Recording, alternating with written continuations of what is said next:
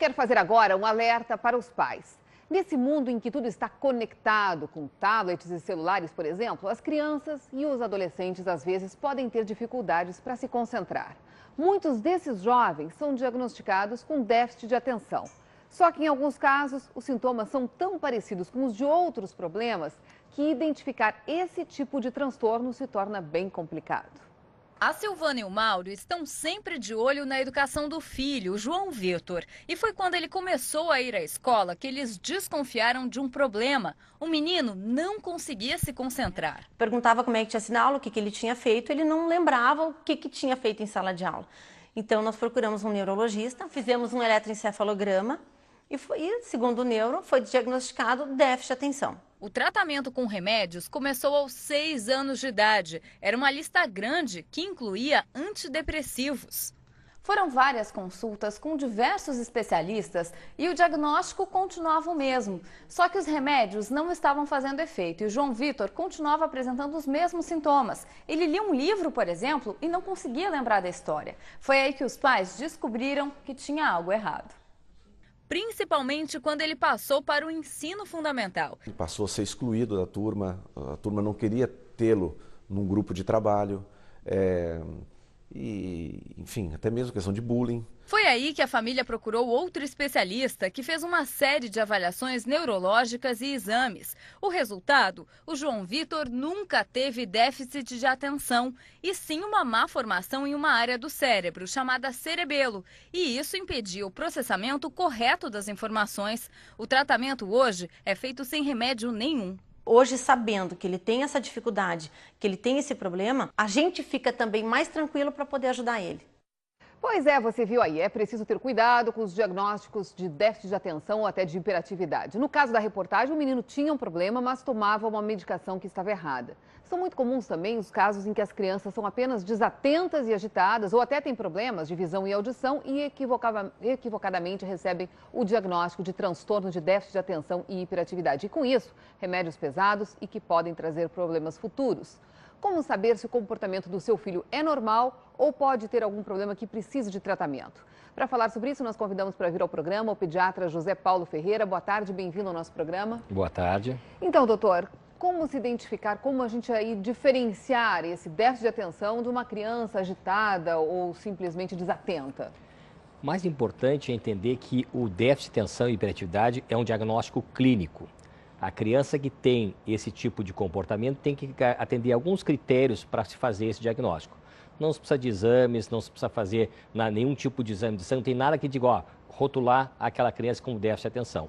É um diagnóstico que tem que ser feito com muito cuidado, porque como tu disseste, tem outros fatores que podem influenciar nesse diagnóstico, mas ele é um diagnóstico bastante claro.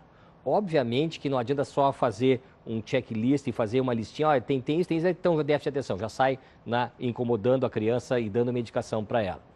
Tem que se ver como é que está no colégio, como é que está em casa. Uma criança tem que mostrar prejuízo das suas atividades, não só no mesmo local, ou seja, só no colégio ou só em casa. Ele tem que ter esse mesmo tipo de comportamento em vários outros locais que mostra a atrapalhação dele, por exemplo, com a atenção ou aquela criança hipercinética que não para nunca. Quer dizer, aquela criança que, por exemplo, na escola, chamam os pais e dizem, olha, aqui na escola seu filho é super agitado, e aqui em casa ele é tranquilo, tem que ter um cuidado aí, por exemplo. De repente ele está agitado porque tem problema nas relações com as outras crianças. Certamente tem que se atentar a isso, porque claro que ele pode ter déficit de atenção também, em casa ele tem um ambiente mais favorável, pode ter uma escola muito desinteressante, mas é uma criança que tem que ficar mais atenta, não sair direto fazendo diagnóstico só porque ele no colégio traz problemas. E lembrando que déficit de atenção começa a acontecer geralmente a partir de 6 anos, antigamente de 6 a 12 anos, hoje em dia a gente está pegando crianças com crianças em 4 a 5 anos até adolescência, 17, 18 anos, que ainda tem esse comportamento. Crianças pequenas, 1 ano e meio, 2, doutor, essa criança é hiperativa. É hiperativa porque é saudável, criança pequena trabalha, brinca, se diverte, ela não tem aquele freio. Não é possível fazer um diagnóstico, então, desses problemas numa criança menor de 4 anos? Não se recomenda, porque essa criança não tem ainda a maturidade cerebral pronta para saber se frear frente a situações, como esperar a sua vez, sentar na carteira, na fila. Então, a criança é um pula-pula, a criança ela é bem hipercinética. Doutor, qual é o que pode vir de consequência para uma criança que toma esses remédios fortes, por exemplo, como antidepressivos, e que, na verdade, não precisaria? A gente nem trata com antidepressivos a medicação de primeira linha. A gente tem o metilfenidato, que é a medicação mais conhecida, que é a que mais se usa para déficit de atenção, mas lembrando que nós temos as duas pontas. Nós temos crianças rotuladas de déficit de atenção erroneamente e que estão tratando, como esse menino que apareceu na reportagem, inadequadamente. Essa criança está sofrendo um prejuízo porque está sendo tratada de maneira inadequada. E temos muitas crianças com déficit de atenção que não tiveram a chance de serem diagnosticadas e estão sofrendo aquelas consequências e não receberam a medicação. Qual é o tratamento para esse tipo de problema, para esse transtorno? Principalmente medicamentoso, o metilfenidato é a droga de primeira escolha. Existem outras drogas já também modernas que circulam, mas essa é a mais conhecida e que as mães que conhecem já sabem o que eu estou falando, porque já usam no seu filho diariamente.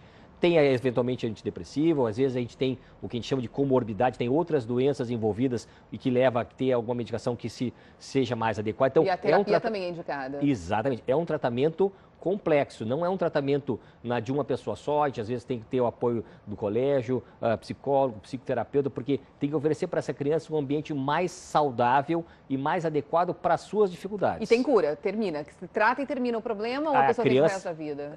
Se sabe que o adulto também pode apresentar alguns traços, mas ela vai diminuindo com o tempo, mas sem dúvida aquela criança e o adulto jovem tem que ser sempre acompanhados daquelas suas dificuldades. Ok, doutor, muito obrigada por ter vindo ao Jornal do Almoço, muito obrigada aí pelos seus esclarecimentos.